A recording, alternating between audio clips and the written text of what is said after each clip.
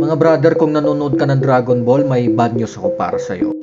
Nung pinapanood ko yung Dragon Ball, kasi paborito ko rin ito.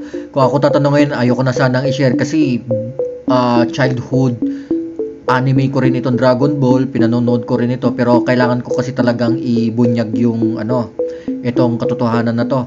Na yung Dragon Ball, isa rin siya sa mga ginagamit ng mga elite, na mga kabal para sa kanilang mga ritual or satanic ritual. Ngayon, ang Dragon Ball ay isa rin sa mga naging instrumento para maipahatid nila yung kanilang mga propaganda or yung kanilang mga subliminal message or predicting programming tulad ng Simpson and katulad ng mga Disney films. May mga subliminal message din silang nilalagay dito sa Dragon Ball. And kung papanoorin natin dito sa isang yan, ito sa Dragon Ball. So yung intro ng Dragon Ball na yan,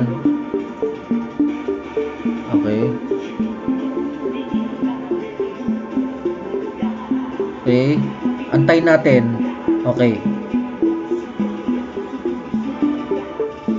Ops. Nakita ninyo yan? So anong nakalagay? Nakita nyo yung sasakyan ni Gohan saka ni Videl? Nakalagay doon sa sasakyan nila is 666.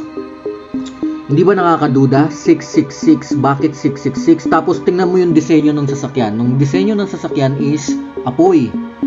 So, sa tingin mo nagkataon lang yung word na 666 tapos may apoy na disenyo?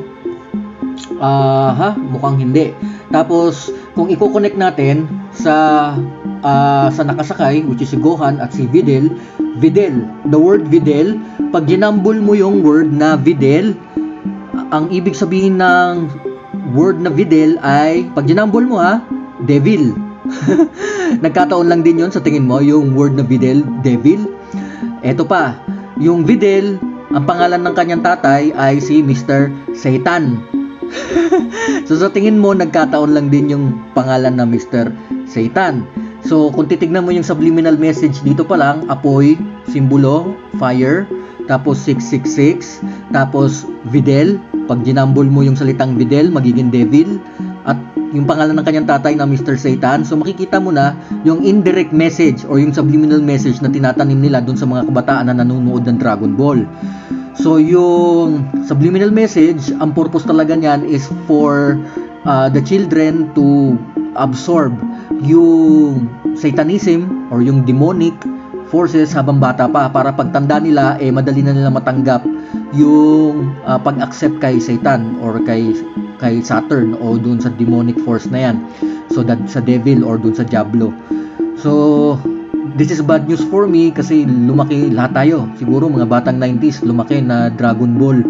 And hindi ko matanggap rin sa totoo lang sa ngayon na si Akira Toriyama, gumawa ng Dragon Ball, nagbenta din ng kaluluwa kay Satanas para lang ilabas itong Dragon Ball, ilabas itong mga demonic symbol sa Dragon Ball.